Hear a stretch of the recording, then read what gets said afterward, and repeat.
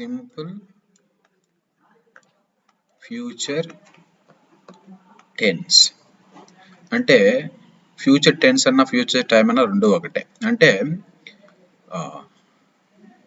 భవిష్యత్తులో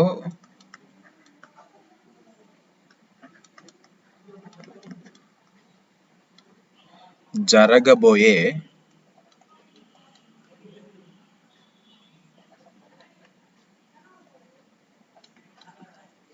పనులు అని అర్థం. సో భవిష్యత్తులో జరగబోయే పనులు అంటే సింపుల్ ఫ్యూచర్ టెన్స్ అని గుర్తుపెట్టుకోండి. దీనికి S1 ఇదే, భవిష్యత్తులో జరగబోయే పనులన్నిటిని మనము మాట్లాడటం అంటే సిచ్యువేషన్ అదే. S2 ఏంటి, S3 ఏంటి, అదే ఇక్కడ మనం చూసుకుంటున్నాం. సో S2లో ఫస్ట్ పాజిటివ్ సెంటెన్స్ ఉంటుంది. ఇక్కడ హెల్పింగ్ వెర్బ్స్ విల్ షల్ వస్తాయి. అన్నిటికీ విల్ యూజ్ చేయొచ్చు, అన్నిటికీ షల్ యూజ్ చేయొచ్చు. విల్ అంటే 100% జరిగిద్ది, షెల్ అంటే 50% జరిగిద్ది. జరుగుద్దో జరగదు అనే అనుమానం ఉన్నప్పుడు షెల్ యూజ్ చేయాలి. ఇక్కడ స్ట్రక్చర్ ఏంటి, స్ట్రక్చర్స్ ఏంటి మనకి, ఫస్ట్ పాజిటివ్ సెంటెన్స్ యొక్క స్ట్రక్చర్ ఏముంది, subject plus will or shall plus V1 plus object. ఇది పాజిటివ్ సెంటెన్స్ యొక్క స్ట్రక్చర్. సెంటెన్స్ రాస్తే ఏమొస్తుంది ఒకసారి, he will ask a question after 10 minutes. 10 minutes తర్వాత ఒక క్వశ్చన్ అడగొచ్చు. ఇప్పుడు దీన్ని నెగిటివ్ లో మనం మాట్లాడాలి. నెగిటివ్ లో మాట్లాడాలంటే మళ్ళీ సార్ అదేం సార్ పెద్ద బ్రహ్మాండం లెక్క మీరు ఫీల్ అవ్వాల్సిన పని లేదు. దానికి స్ట్రక్చర్ రాసి రాయొచ్చు, స్ట్రక్చర్ లేకుండా కూడా రాయొచ్చు. సింపుల్ గా ఎలాగంటే మీరు చాలా ఈజీగా గుర్తుపెట్టు. ఎప్పుడైనా చూడండి, నెగిటివ్ లో అంటే హెల్పింగ్ వెర్బ్ తర్వాత నాట్ పెట్టాలి. నెగిటివ్ అంటే హెల్పింగ్ తర్వాత నాట్ పెట్టాలి. అంటే అప్పుడు ఏమవుతుంది, ఇది హెల్పింగ్ వెర్బ్, దీని తర్వాత నాట్ పెడితే సింపుల్ గా అది నెగిటివ్ సెంటెన్స్ అవుతుంది. కాకపోతే దానికి కూడా స్ట్రక్చర్ మనం రాసుకోవచ్చు. ఏంటి నెగిటివ్ సెంటెన్స్ కి, NS అంటే negative sentence, subject plus will or shall plus not plus V1 plus object. So అతను 10 నిమిషాల తర్వాత క్వశ్చన్ అడుగుతాడు, ఒక క్వశ్చన్ అడుగుతాడు. అతను 10 నిమిషాల తర్వాత ఒక క్వశ్చన్ అడగడు అని చెప్పాలి. ఏముంది సింపుల్ గా, he will not ask a question. He will not ask a question. ఇప్పుడు పాజిటివ్ క్వశ్చన్ అడగాలి. ఇప్పుడు పాజిటివ్ క్వశ్చన్ అంటే ఏంటి, ఈ హెల్పింగ్ వెర్బ్ ని, ఇక్కడ ఉన్న హెల్పింగ్ వెర్బ్ ని, విల్ ని షెల్ ని సబ్జెక్ట్ ముందుకు తీసుకురావాలి. దానికి స్ట్రక్చర్ రాసుకొని నువ్వు రాయొచ్చు. ఏంటి, పాజిటివ్ క్వశ్చన్ అని చెప్పుకొని will or shall plus subject plus V1 plus object at the end question mark. ఈ యొక్క స్ట్రక్చర్స్ మీరు ఫస్ట్ లో గుర్తుపెట్టుకోవాలి. ఇంకా మీరు ప్రాక్టీస్ చేసే కొద్దీ, ఎంత ప్రాక్టీస్ చేస్తే అంత త్వరగా మీరు నేర్చుకుంటారు అనమాట.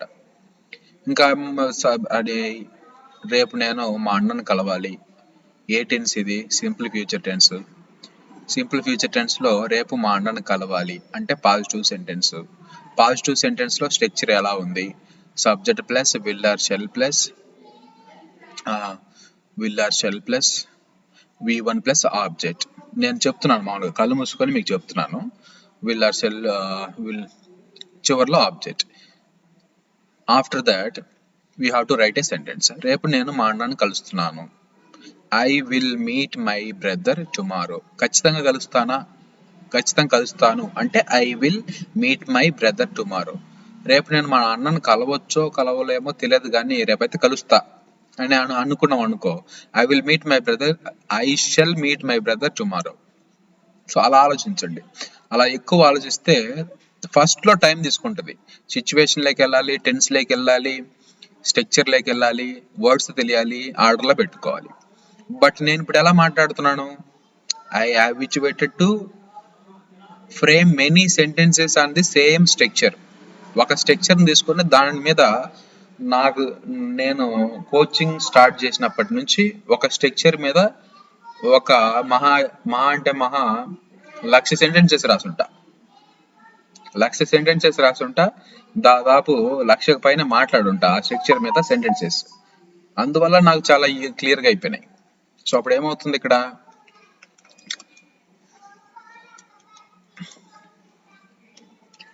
Will he ask a question, will he ask a question after 10 minutes? చివర్లో క్వశ్చన్ మార్క్.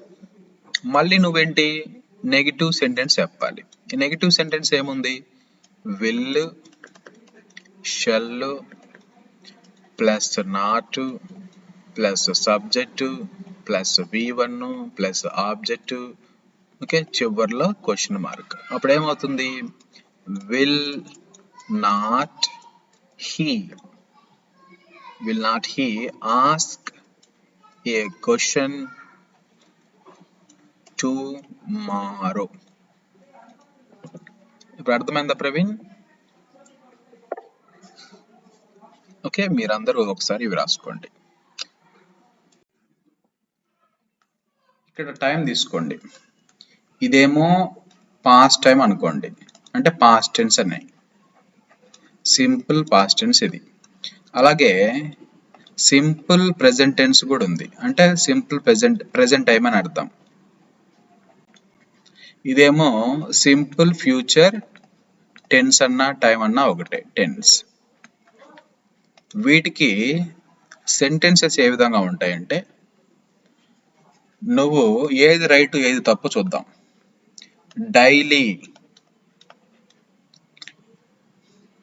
డైలీ అనేది సింపుల్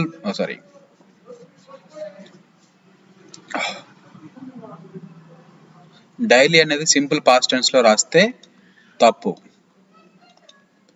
మరి సింపుల్ ప్రెజెంట్ టెన్స్ లో రాస్తే రైట్, ఫ్యూచర్ టెన్స్ లో రాస్తే తప్పు. ఇక్కడ ఎగో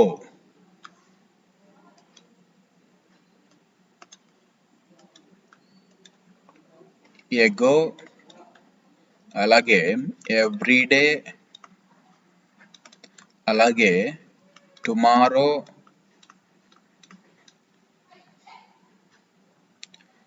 నౌ, ఇలాగా కొన్ని వర్డ్స్ ఉంటాయి. మీరు ఈ వర్డ్స్ చూడండి, ఏ టెన్స్ లో ఉంటే రైట్, ఏ టెన్స్ లో ఉంటే తప్పు చూసుకోండి. ఎగో సింపుల్ పాస్ట్ టెన్స్ లో ఉంటే రైట్, ప్రెజెంట్ టెన్స్ లో ఉంటే రాంగ్, ఫ్యూచర్ టెన్స్ లో ఉన్నా కూడా రాంగే. ఎవ్రీడే పాస్ట్ టెన్స్ లో ఉంటే తప్పు, ప్రెజెంట్ టైంలో ఉంటే రైట్, ఫ్యూచర్లో కూడా ఉండదు.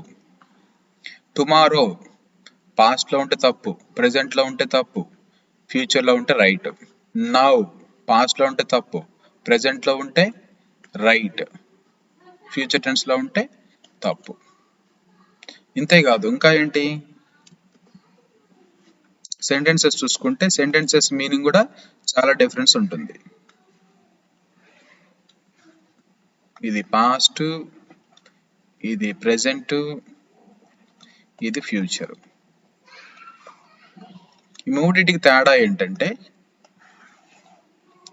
ఫస్ట్ పాస్ట్ టెన్స్ రాద్దాం. I ate snacks an hour ago. ఒక గంట క్రితం నేను స్నాక్స్ తిన్నా. ఆ స్నాక్స్ తినటం అనేది నేను రోజు ఒకే టైంకి తినొచ్చు, బట్ నిన్న జరిగిందని ఈరోజు చెప్తే I ate snacks an hour ago. లేకపోతే నేను ప్రతిరోజు ఆ స్నాక్స్ తింటాను, ఐ ఈట్ అని రావాలి. మళ్ళీ I eat snacks daily. Difference చూడండి. ఐ ఏట్ స్నాక్స్ అంటే గంట క్రితం నేను స్నాక్స్ తిన్నాను. కావాలంటే తెలుగులో కూడా రాసుకోండి మీరు. నేను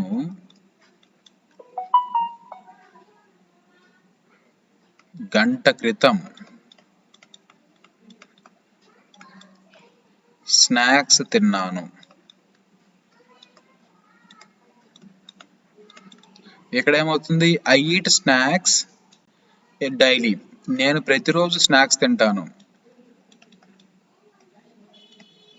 అది నీకు అలవాటో ఏదో ఒకటి, నీ హ్యాబిటో, నీకు ఆ పని చేయడం ఇష్టమో ఏదో ఒకటి. ఐ ఈట్ స్నాక్స్ ఏంటి? నేను ప్రతిరోజు స్నాక్స్ తింటాను. డిఫరెన్స్ కనిపిస్తుందా? నేను గంట క్రితం స్నాక్స్ తిన్నాను, నేను ప్రతిరోజు స్నాక్స్ తింటాను.